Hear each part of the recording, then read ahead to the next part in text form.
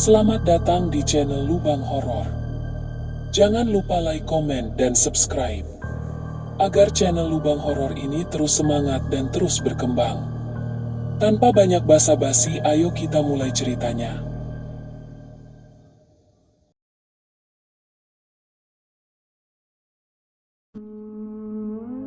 Langit Kalimantan sore itu murung, tertutup lapisan awan tebal yang menggantung rendah di atas hamparan hutan. Pesawat kecil yang membawa Ardi mengayun pelan di atas rimbunnya belantara, sebelum akhirnya mendarat di sebuah lapangan tanah merah yang lebih mirip ladang kosong daripada landasan udara. Dari sana, perjalanan masih harus dilanjutkan selama 5 jam menggunakan perahu kecil menyusuri sungai keruh yang seolah tak berujung, dan kemudian 3 jam berjalan kaki melalui jalan setapak sempit yang dipenuhi semak berduri. Ardi, seorang antropolog muda dari Jakarta, baru 2 tahun lalu menyelesaikan studi pasca sarjana. Ini adalah penelitiannya yang pertama, dan juga yang paling ambisius. Ia mendapat kabar dari dosennya mengenai sebuah kampung terpencil di pedalaman Kalimantan yang konon masih mempraktikkan ritual adat kuno suku Dayak. Ritual yang tidak pernah tercatat dalam buku manapun. Sebuah misteri budaya yang belum terjamah dunia luar. Ketika ia tiba di gerbang kampung yang terbuat dari kayu ulin berlumut, hawa lembab langsung menyergap kulitnya. Kampung itu tampak terisolasi dari dunia luar. Rumah-rumah panggung berdiri di atas balok kayu tua, dengan ukiran-ukiran aneh di setiap tiangnya. Beberapa menyerupai binatang, tapi dengan proporsi tubuh yang tidak lazim. Warga kampung menyambutnya dengan senyum ramah. Mereka menyebut diri mereka Kampung Luhur, nama yang tidak tercatat di peta manapun. Setiap orang, dari anak kecil hingga orang tua, menyapanya sambil menundukkan kepala dan mengangguk sopan. Tapi yang membuat Ardi heran, mereka semua mengenakan pakaian bersih dan seragam dalam warna coklat kelam. Tidak ada noda lumpur di kaki meski jalanan kampung basah. Tidak ada debu di pakaian meski udara berisi tanah beterbangan. Yang lebih mengganjal, mereka terlalu sinkron. Setiap gerakan, menoleh, melambaikan tangan, bahkan tawa kecil mereka, seperti bagian dari koreografi tak kasat mata. Ardi menginap di rumah milik Pak Harun, pria tua yang ditunjuk sebagai kepala kampung. Setiap malam, Pak Harun selalu mengundangnya makan, tapi makanan itu, nasi, sayur pahit, dan potongan daging kering, terlihat sama setiap hari, dalam susunan yang sama persis di atas daun pisang. Rasanya hambar, seperti hanya ada untuk tampak saja, bukan untuk dinikmati. Suatu malam, Ardi terbangun oleh bunyi lonceng kecil. Ketika ia mengintip dari jendela kamarnya, ia melihat seluruh warga kampung berjalan perlahan menuju alun-alun kecil di tengah kampung, membawa dupa dan benda-benda yang ia tidak kenali. Tapi yang paling aneh, tak seorang pun mengeluarkan suara. Langkah kaki mereka nyaris tanpa bunyi, seolah tanah kampung ini sendiri menyerap setiap getaran. Keesokan paginya, ketika Ardi menanyakan hal itu, Pak Harun hanya tersenyum kecil. Dan sejak saat itu, perasaan asing mulai merayapi dirinya. Perasaan bahwa ia bukan sedang mempelajari masyarakat adat, melainkan sedang diamati oleh sesuatu yang menyamar sebagai manusia. Hari-hari di Kampung Luhur mengalir dengan irama yang ganjil. Semuanya berjalan teratur. Pagi selalu dimulai dengan denting lonceng kecil dari ujung kampung, diikuti suara doa yang menggema samar-samar dari arah hutan. Tapi Ardi tidak pernah tahu dari mana tepatnya suara itu berasal. Seperti bisikan yang merayap dari balik dedaunan. Setiap warga keluar dari rumah bersamaan, dengan langkah lambat dan kepala tertunduk. Mereka menyapu halaman, mencuci pakaian, atau memperbaiki atap. Namun selalu dengan gerakan yang nyaris identik satu sama lain. Tak pernah ada pertengkaran, tak ada suara bayi menangis, bahkan tak terdengar suara ayam atau anjing, meski Ardi melihat hewan-hewan itu di pelataran rumah. Yang membuatnya mulai resah adalah pola makan para warga. Ia tak pernah benar-benar melihat mereka makan. Di waktu makan, semua berkumpul dengan piring di tangan, mengangkat sendok ke mulut, mengunyah. Tapi tidak ada suara kunyahan, tak ada pergerakan nyata dari tenggorokan yang menelan. seolah hanya berpura-pura mengisi perut. Sekali waktu, Ardi memerhatikan lebih saksama. Sendok seorang ibu bahkan kosong, namun ia tetap mengunyah udara dengan hikmat. Anak-anak kampung sering terlihat bermain di pinggir sungai yang membelah hutan. Mereka tertawa dan berlari, sesekali menceburkan kaki ke dalam air. Namun anehnya, sungai itu tetap tenang. Permukaan air seolah tidak mengenali keberadaan mereka. Dan saat Ardi mendekat, anak-anak itu akan berhenti bermain dan menatapnya dalam diam. Serempak, seolah satu pikiran mengalir dalam banyak tubuh. Suatu sore, suara azan terdengar dari surau kecil di ujung timur kampung. Ardi sempat merasa nyaman, sebuah pengingat akan dunia luar yang masih nyata. Tapi setelah beberapa kali mendengarnya, ia menyadari hal yang aneh. Suara itu tidak pernah bergaung, tidak ada gema. Seakan suara itu datang dari pita rekaman yang dimainkan di balik tirai daun. Puncaknya terjadi pada malam ketiga.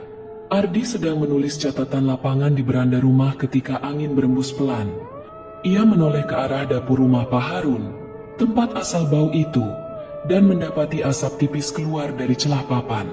Tapi ketika ia masuk ke dapur, tidak ada api, tidak ada makanan yang dimasak, tidak ada tungku yang menyala. Namun di atas meja, tersusun rapi 5 piring makanan dengan daging yang tampak mentah dan basah, mengilap seperti baru dipotong. Tapi tidak ada seorang pun di dalam rumah selain dirinya.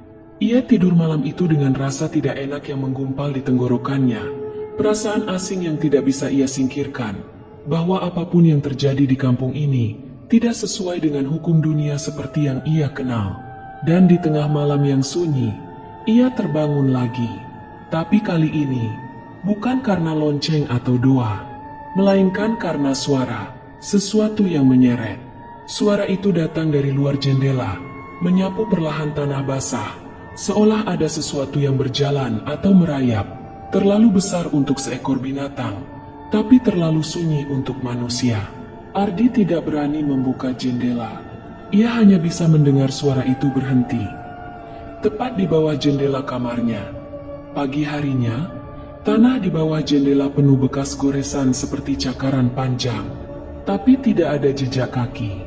Hanya alur-alur dalam tanah yang seolah ditarik oleh jari-jari, yang terlalu banyak untuk dihitung. Ia mulai mencatat bukan hanya adat dan kebiasaan warga, tetapi juga yang tidak tampak, yang tersembunyi di sela-sela kesempurnaan kampung ini. Karena ada yang tidak wajar, ada yang pura-pura hidup di sini, dan semuanya perlahan mulai kehilangan bentuk. Setelah seminggu tinggal di kampung luhur, batas antara pengamatan dan pengalaman mulai kabur bagi Ardi.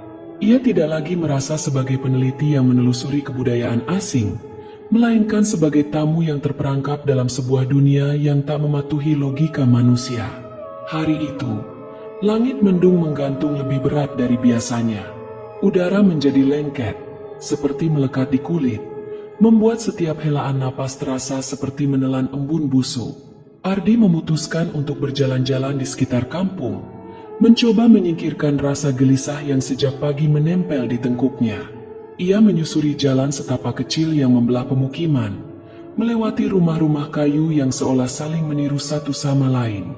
Langkah kakinya terhenti di dekat sebuah persimpangan, tempat ia melihat Pak Harun berdiri mematung di tengah jalan. Pria tua itu menghadap ke arah hutan, tubuhnya tegak lurus seperti tiang kayu, tak bergerak sedikit pun. Yang membuat napas Ardi tercekat adalah ketiadaan bayangan. Matahari, meski tertutup awan, masih cukup kuat untuk menimbulkan bayangan samar dari benda-benda di sekitarnya. Tiang rumah, pagar bambu, bahkan dirinya sendiri.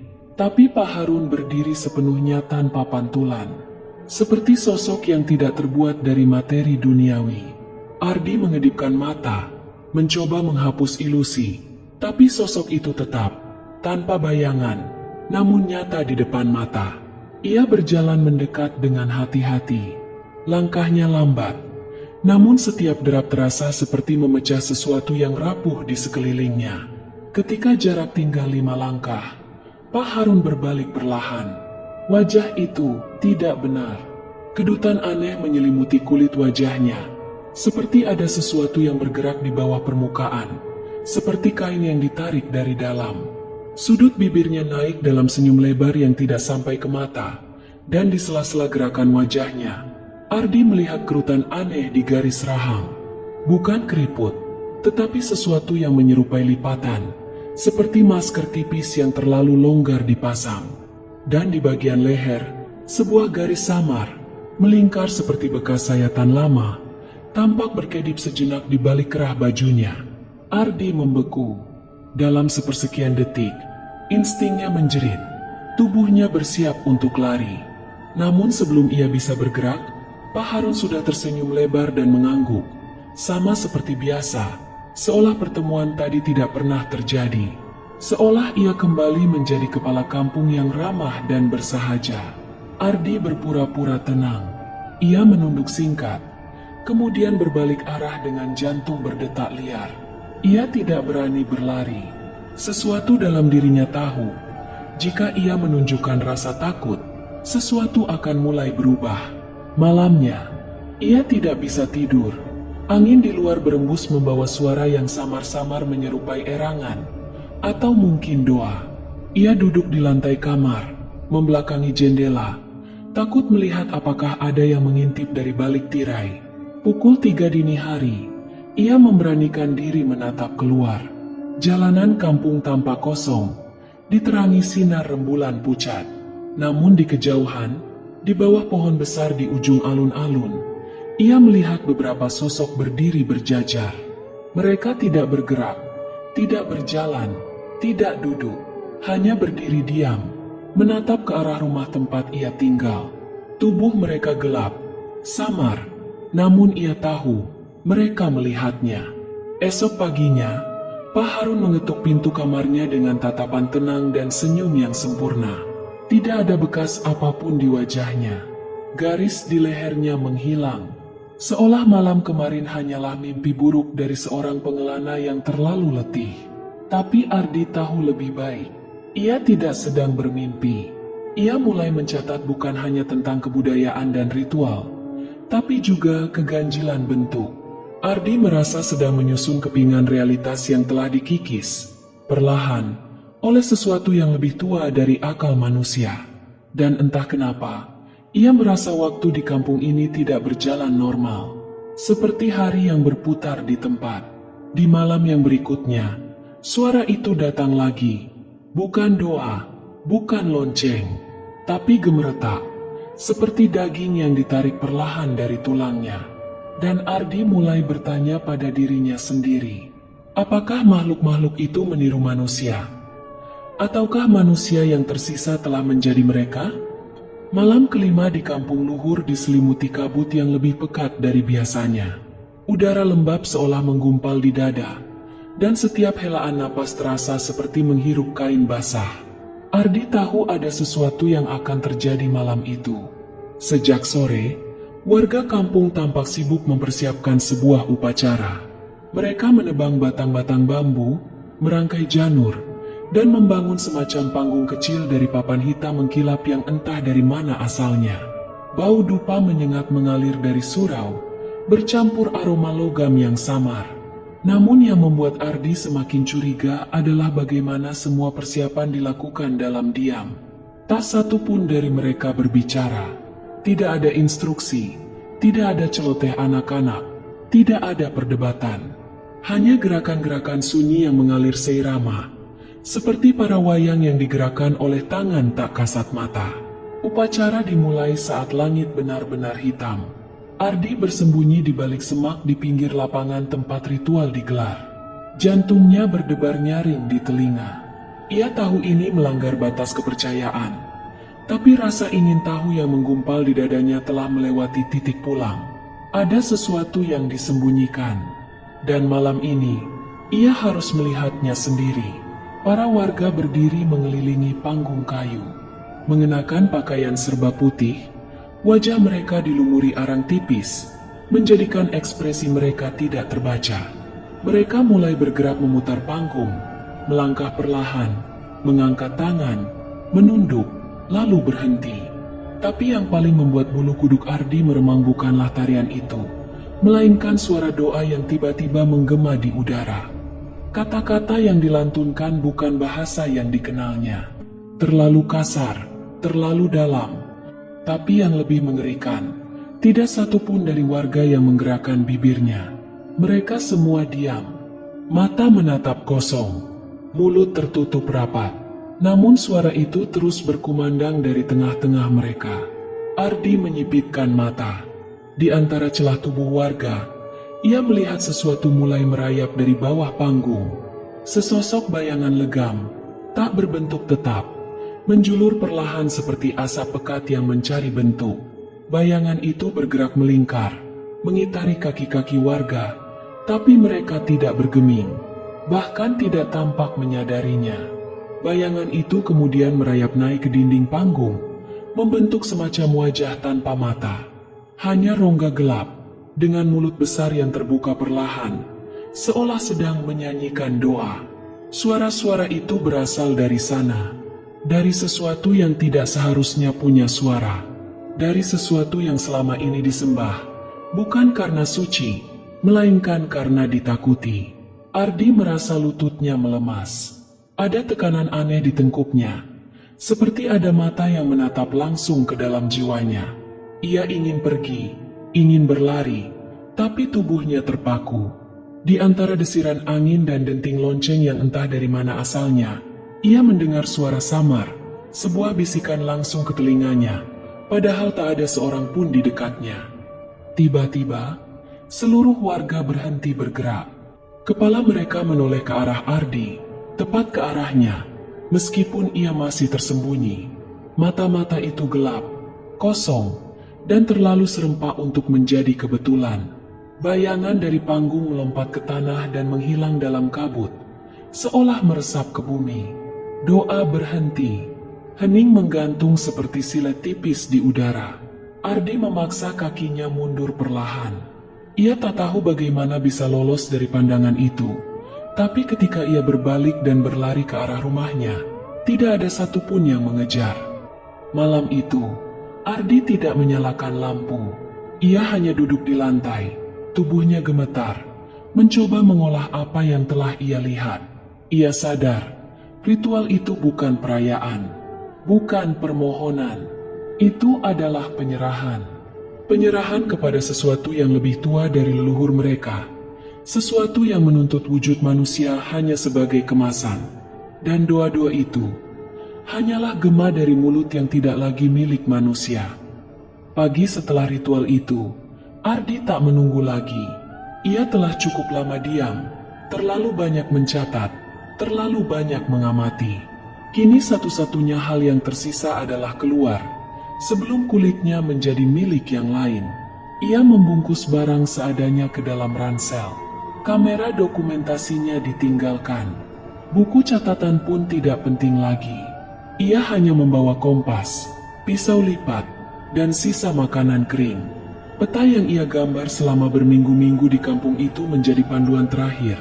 Walau dalam hatinya, ia tahu peta itu mungkin tak lagi berguna. Tanpa pamit, Ardi meninggalkan rumah kayu tempat ia tinggal. Langkahnya menyusuri jalan setapak di sisi barat kampung. Jalan yang awalnya ia lewati saat pertama kali datang, menembus hutan. Namun ada yang berbeda. Hutan itu tidak lagi terasa seperti alam. Langit di atasnya pucat, seolah sinar matahari hanya bayangan tipis yang merayap dari balik layar. Daun-daun bergemerisik tanpa angin. Akar-akar pohon mencuat dari tanah, bukan secara alami, tapi seolah bergerak perlahan, menciptakan jalur semu yang menggiring, bukan membimbing. Ardi terus berjalan selama berjam-jam. Kompas di tangannya berputar pelan. Jarumnya bergoyang seperti mabuk, menolak menunjuk arah utara. Peluh membasahi tengkuk, tetapi udara justru semakin dingin, membekukan. Saat ia berhenti sejenak untuk memastikan arah, suara langkah lain terdengar dari kejauhan, terlalu pelan untuk manusia, terlalu ritmis untuk binatang. Saat langit mulai gelap, ia melihatnya. Di balik sela pohon-pohon besar yang menghitam di senja muram itu, muncullah bangunan kayu. atap ijuk, dinding anyaman bambu, dan tiang dari batang ulin. Rumah tempat ia tinggal di kampung. Tapi mustahil, ia telah berjalan lurus. Ardi mundur, menolak kenyataan. Ia berbalik arah dan menapaki jalur lain, menembus semak, melompat akar, menyusuri sungai kecil yang berbelok ke timur. Ia tandai pepohonan dengan torehan pisau. Ia hitung langkah. Ia pastikan ia menjauh. Namun saat bayangan malam menjelma penuh dan bintang mulai bermunculan di langit kelam, ia kembali menatap ke arah rumah itu. Rumah yang sama. Obor di depannya menyala perlahan, seperti menyambut. Kampung itu tidak membiarkannya pergi. Warga kampung kini berdiri dalam diam di sekelilingnya. Tak ada satupun suara, hanya senyum yang tak pernah berubah. Ardi mundur pelan, namun tak ada tempat untuk lari. Ia mencoba berbicara, mulutnya membuka, tapi tak satu kata pun keluar. Bahkan pikirannya sendiri mulai kehilangan bentuk. Tak ada logika, tak ada arah. Tiba-tiba ia sadar, langit di atas bukan lagi langit. Itu adalah semacam kubah tak kasat mata. Dan kampung ini bukan tempat tapi ruang antara. Celah sempit antara dunia dan sesuatu yang lebih tua dari waktu itu sendiri. Warga kampung mendekat perlahan. Tak satu pun yang berbicara. Tak ada gerakan kasar. Mereka hanya menunggu. Menunggu hingga Ardi berhenti melawan.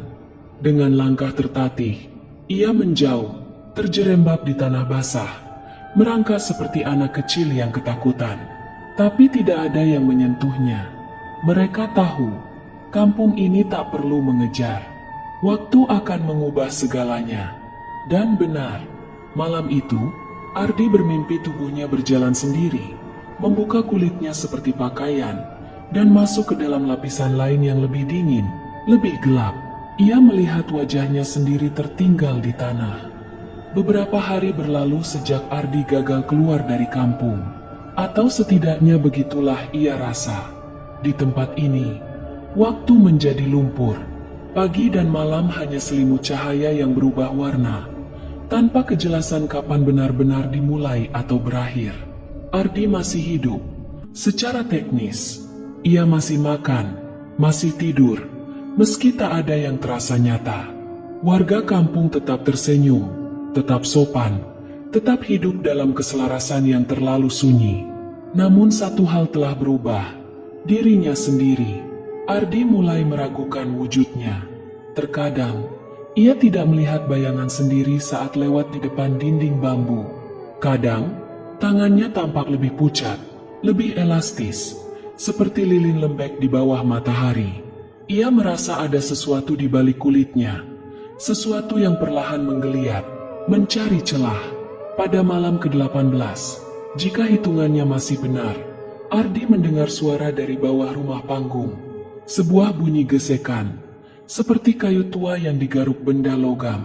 Saat ia mengintip lewat celah lantai, matanya menangkap kilau samar. Rasa penasaran yang dulu ia benci kini datang menyusup kembali. Ia turun, mengikuti suara itu, dan mendapati sebuah peti kayu tua, tersembunyi di balik anyaman daun rumbia yang sudah membusuk. Peti itu berat, terkunci oleh kawat yang sudah berkarat. Ia membukanya dengan pisau lipat. Di dalamnya hanya ada satu benda, sebuah buku tua, terbungkus kain hitam, masih utuh meski dikelilingi kelembapan dan jamur. Sampulnya terbuat dari kulit. Ardi tidak ingin tahu kulit apa. Tulisan tangan di halaman pertama membuatnya membeku. Catatan harian Romo Matius, Pos Misi Katolik Kampung Luhur, 1993. Ardi membaca pelan. Setiap kata seperti menyayat bagian dirinya yang dulu rasional. Saya datang ke kampung ini untuk menyebarkan kasih dan doa. Tapi tidak ada Tuhan di sini. Tidak seperti yang saya pahami. Warga tidak menolak kedatangan saya. Sebaliknya, mereka menyambut terlalu baik, terlalu senang. Saya disediakan tempat tinggal, makanan, dan teman bicara. Namun semakin lama saya tinggal, semakin saya menyadari, mereka hanya meniru manusia. Mereka makan, tapi tak pernah mengunyah. Mereka tertawa, tapi tak ada kerut di mata. Mereka menyembah sesuatu, tapi bukan Tuhan. Mereka menyembah dirinya sendiri yang lama. Di halaman berikutnya, catatan berubah menjadi berantakan. Tulisan tangan itu mencakar, penuh tinta tumpah dan sobekan. Mereka butuh tubuh baru. Mereka hanya bisa bertahan jika ada bentuk baru untuk dihuni.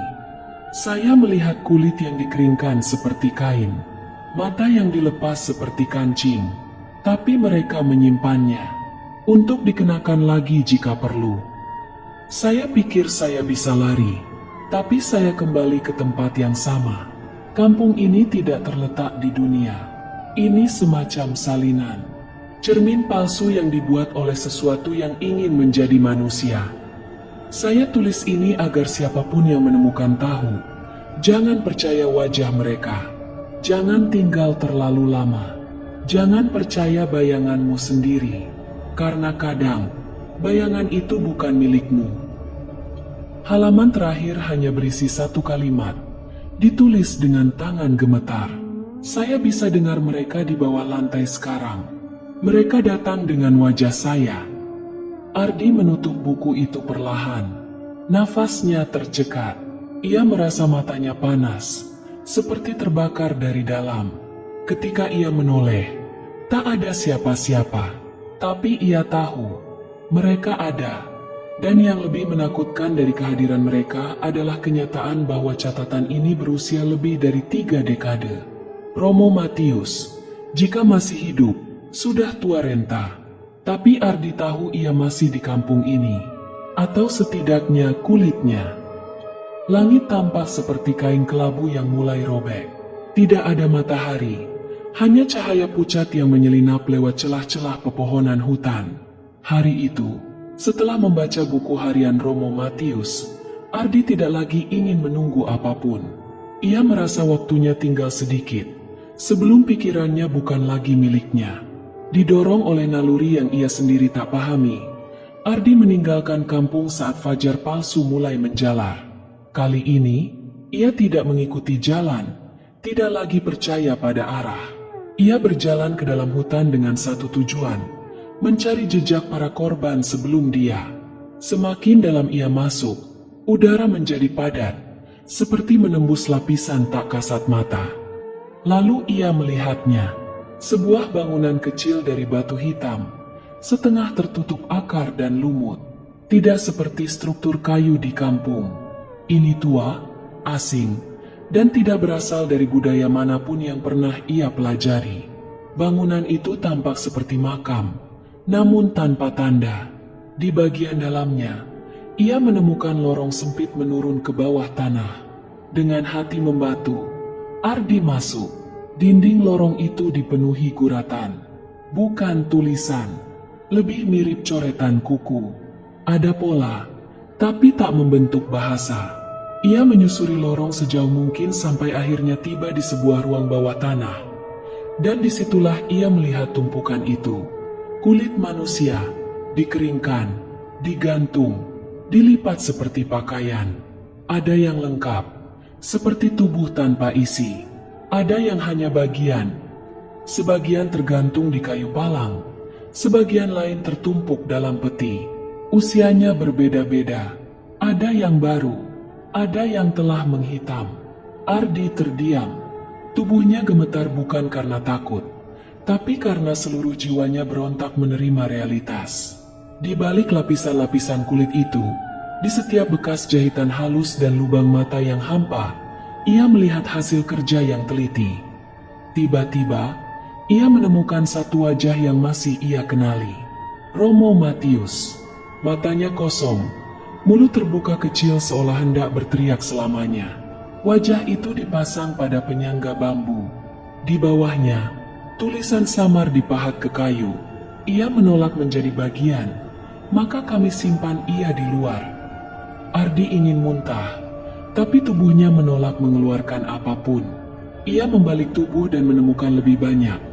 Pakaian bekas, sepatu modern, jam tangan, kamera, semua milik orang-orang luar yang pernah datang. Mereka tidak hilang. Mereka diganti. Ritual di kampung bukan untuk menghormati leluhur, tapi untuk memanggil kembali entitas lama agar masuk ke dalam tubuh-tubuh baru. Warga kampung adalah hasil akhir dari ritual tersebut. Mereka bukan manusia, bukan pula roh. Mereka adalah peniru, makhluk-makhluk tanpa bentuk sejati, yang bertahan dengan meminjam tubuh, memperlakukannya seperti jubah, dan menyimpan yang lama untuk dikenakan kembali bila diperlukan. Langkah kaki terdengar dari lorong belakang. Ardi bersembunyi dalam bayang-bayang. Sekelompok warga kampung memasuki ruang itu, diam-diam dan tenang. Mereka mendekati kulit yang tergantung, menyentuhnya dengan lembut, seperti mengenang diri sendiri. Salah satu dari mereka mendekat ke kulit Romo Matius, lalu dengan gerakan perlahan, menanggalkan wajah yang ia kenakan saat ini. Kulit itu jatuh ke lantai. Yang tersisa di bawahnya bukan daging, melainkan semacam kabut hitam yang mengalir perlahan, menyatu kembali ke dalam kulit baru. Ardi menahan napas. Kini ia tahu, ia bukan lagi tamu. Ia sudah menjadi bagian dari siklus. Ia tak bisa pergi, tapi lebih dari itu, ia sadar mereka tidak akan memaksanya. Karena kampung ini akan membuatnya mau sendiri. Saat ia kembali ke permukaan, langit sudah gelap. Bintang-bintang di atasnya tampak terlalu terang, seperti lubang-lubang yang mengintip balik dari luar dunia. Dan kampung berdiri tenang seperti sebelumnya. Ardi kembali ke kampung menjelang malam. Langkah kakinya berat, bukan karena tubuhnya lelah, tapi karena sesuatu dalam dirinya mulai meretas keluar dari kesadaran. Seperti kabut tipis yang menyusupi celah pikiran, perlahan melunturkan siapa dirinya dulu. Tidak ada yang menyambutnya. Namun seluruh warga telah berkumpul di alun-alun, berdiri dalam lingkaran rapi seperti menyambut sesuatu yang sakral. Lampu-lampu damar menyala, menggantung rendah di pohon-pohon, mengalirkan cahaya temaram yang terasa terlalu lembut untuk suasana seperti ini. Ardi berdiri di tengah mereka. Ia tidak tahu siapa yang memanggilnya. Ia hanya merasa harus ke sana. Seseorang, anak kecil, tak lebih dari 10 tahun, melangkah mendekat, membawa cermin bundar dalam kedua tangannya. Tidak berkata apa-apa, hanya mengangkat cermin itu, menawarkannya pada Ardi. Dan disitulah semuanya berakhir. Wajah dalam cermin bukan sepenuhnya wajahnya. Bayangan pertama tampak seperti dirinya. Rahang tegas, rambut kusut, mata gelap. Tapi sesuatu tidak tepat. Kulit di pipi kirinya tampak menggelembung sedikit, seolah ada cairan di baliknya. Saat ia mengangkat tangan, refleksi itu bergerak 1 detik terlambat. Dan mata dalam cermin, mata itu bukan milik manusia. Terlalu hitam, terlalu dalam. Wajahnya mulai meleleh. Perlahan, seperti malam menelan senja, garis-garis wajahnya menjadi cair. Hidungnya menyusut. Bibirnya terbelah kecil seperti luka lama yang dibuka kembali. Kulitnya, kulit yang selama ini ia yakini miliknya, melorot sedikit, seperti jas hujan tipis yang hendak ditanggalkan. Dari balik itu, ia melihat kilatan sesuatu asap hitam, berkilau lembut, tak berbentuk, tapi terasa hidup. Dan saat itu, ia mengerti sepenuhnya. Ia tidak pernah akan bisa kembali. Bukan karena kampung ini tak bisa ditinggalkan secara fisik, tapi karena dirinya sudah tidak utuh lagi. Yang dulu bernama Ardi telah dikikis perlahan, digantikan oleh sesuatu yang lebih tua, lebih sabar, lebih lapar. Di sekelilingnya, warga tersenyum. Semua wajah tampak ramah, tulus, dan salah. Senyum mereka terlalu lebar, simetris, dan tetap tak berkedip saat mereka berbisik bersamaan. "Selamat datang di keluarga kami." Suara itu tidak berasal dari mulut mereka, tapi dari udara di antara mereka. Cermin itu pecah. Ardi, atau siapapun yang kini berdiri di tempatnya, menatap pecahan kaca yang berserakan di tanah. Setiap pecahan memperlihatkan wajah yang sedikit berbeda. Satu dengan mata melorot, satu lagi tanpa mulut. Yang terakhir, tidak punya wajah sama sekali. Dan semua pecahan itu tersenyum. Keesokan harinya, kampung itu kembali tenang. Warga berkebun, anak-anak bermain. Doa kembali berkumandang dari surau kecil, mengalun lembut meski tak satupun mulut bergerak. Seorang pemuda asing berjalan santai ke rumah panggung. Ia mengenalkan diri sebagai peneliti dari Jakarta, datang untuk riset budaya. Ia disambut ramah, dengan senyum yang terlalu lebar. Demikianlah kisah kali ini. Terima kasih telah meluangkan waktu, telinga, dan rasa untuk menyelami setiap lapisan cerita kampung gaib pedalaman Kalimantan. Sebuah kisah yang bukan hanya tentang misteri dan kengerian, tetapi juga tentang bagaimana manusia, dengan segala rasa ingin tahu dan keberaniannya, seringkali lupa bahwa tidak semua tempat di dunia ini diciptakan untuk dipahami. Kita diajak menyadari bahwa tidak semua yang tampak tenang itu aman. Tidak semua senyum itu jujur. Dan tidak semua tempat di peta itu seharusnya ditemukan. Pesan moralnya sederhana namun mendalam. Terkadang, batas antara yang nyata dan yang gaib bukan terletak pada tempat atau waktu, melainkan pada keinginan kita sendiri untuk menembusnya. Semoga kisah ini memberi ruang untuk merenung, sekaligus mengingatkan kita bahwa rasa hormat terhadap yang tak terlihat adalah bentuk kebijaksanaan tertinggi. Sampai jumpa di kisah berikutnya, dan berhati-hatilah saat menatap ke dalam cermin, karena kadang yang menatap balik bukan lagi dirimu,